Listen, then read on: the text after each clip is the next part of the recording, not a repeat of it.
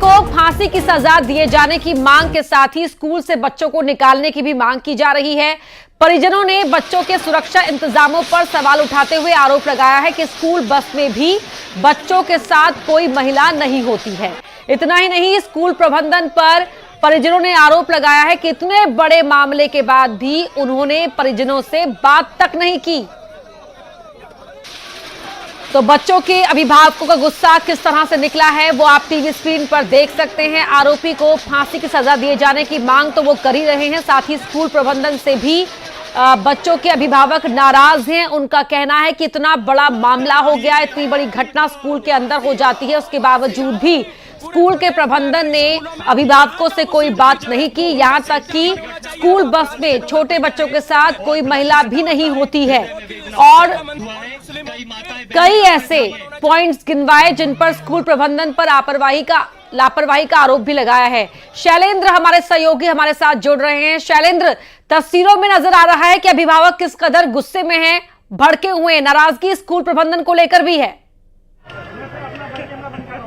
बिल्कुल आपने ठीक कहा कि सीधे तौर पर नाराजगी जो है वो स्कूल प्रबंधन को लेकर है। हम स्कूल के बाहर ही आप मौजूद हैं, आप देख सकते हैं तस्वीरों में कि कुछ परिजन जो है वो स्कूल परिसर के अंदर घुस गए हैं। हालांकि पुलिस ने यहाँ बैरिकेडिंग की थी, पर्याप्त मात्रा में पुलिस बल यहाँ पर तैनात किया गया था, लेकिन उसके बावजूद भी कुछ जो परिजन है वो खासे आक्रोशित थे। इसके अलावा हिंदू जागरण मंच की बात हो या फिर दूसरे अन्य जो संगठन है वो यहाँ पर पहुंचे थे और आरोपी का देखिए पुतला भी यहाँ पर जलाया गया है। आपको मैं तस्वीरों में देखो दिखाना चाहता हूँ कि बैरिकेडिंग को जो है वो क्रॉस कर चुके हैं और उसके अंदर जो है वो यहाँ पहुंचे हुए हैं और स्कूल में तोड़फोड़ का प्रयास जो है वो भी यहाँ पर परिजनों के द्वारा किया गया। आप देख सकते हैं कि रेलिंग जो लगाई गई है उसको क्रॉस करके जो है वो अंदर जा रहे हैं। हालांकि पुलिस के द्वारा उनको रोका गया था कि आप स्कूल परिसर में नहीं जाइए, क्योंकि अगर आरोपी की बात करूं तो आरोपी की पहले ही गिरफ्तारी हो चुकी है, ये दावा जो पुलिस कर रही है। लेकिन उसके बावजूद भी जो परिजन हैं या दूसरे संगठन से जुड़े जो लोग हैं वो मानने को तैयार नहीं है। सीधे तौर पर स्कूल प्रबंधन की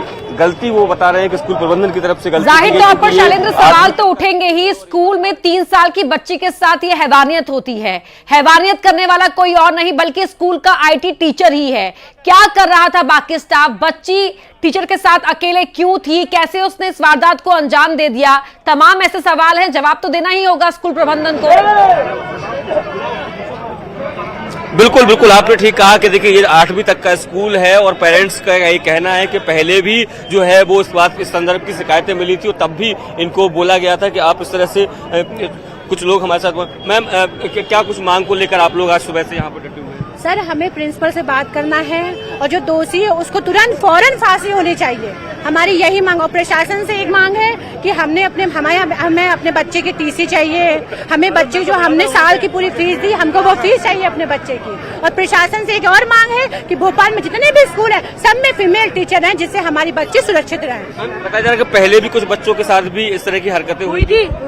मेल जो बच्चे हैं, फीमेल दोनों के साथ बच्चों के साथ हरकतें हुई हैं। सुनने में आ रहा है कि दोनों के साथ, मेल फीमेल, बच्चा लड़का हो चाहे लड़की, दोनों के साथ बैक टच हुआ है, इस तरह की हरकतें सुनाई दे रही हैं। तो आप देख सकते हैं अपर्णा के जो परिजन यहाँ पर पहुंचे हुए हैं वो खास से आक्रोशित हैं और सीधे तौर पर वो कह रहे हैं कि हमें अपने बच्चों की TC चाहिए, नहीं वो इस स्कूल में नहीं पढ़ाना चाहते हैं। फीस वापसी की भी मांग कर रहे हैं और कह रहे हैं कि ये कोई पहला घटनाक्रम नहीं है, इसके पहले भी छोटे बच्चों के साथ बैड टच की घटनाएं सामने आई थी। उस वक्त जो है स्कूल प्रबंधन को हिदायत दी गई थी, उनको कहा गया था कि जो मेल टीचर है उनके द्वारा यहाँ पर बच्चों के साथ अभद्रता की जा रही है। जरा शैलेंद्र कुछ और पेरेंट्स से बात कीजिए, क्योंकि ये जानकारी भी निकलकर सामने आई है कि स्कूल बस में जो बच्चे जिन्हें पिक एंड ड्रॉप मिलता है उसमें भी कोई महिला उनके साथ नहीं होती है। यहाँ पर है, क्या टीचर पेरेंट्स आपकी बात हो पाई है? नहीं, कोई जवाब देने को तैयार ही नहीं है।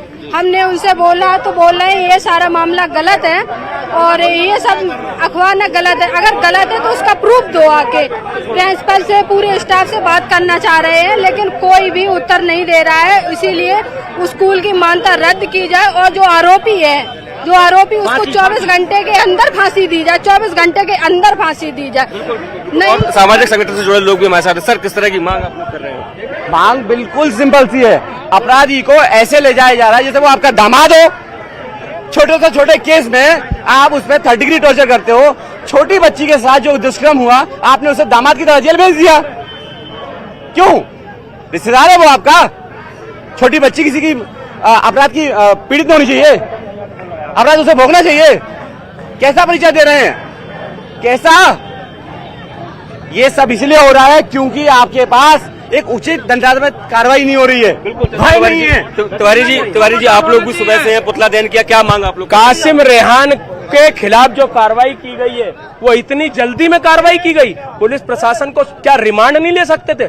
3 महीने से उस बच्ची के साथ, उस कन्या के साथ बलात्कार कर रहा था और उसको तत्काल कार्रवाई करके जेल भी भेज दिया गया, रिमांड पे लेना चाहिए था। अब बलात्कारी की एक ही सजा, तन से लिंग जुदा। अगर जो बलात्कार करेगा तो उसका लिंग हिंदू समाज मिलकर काट देगा। मध्य प्रदेश के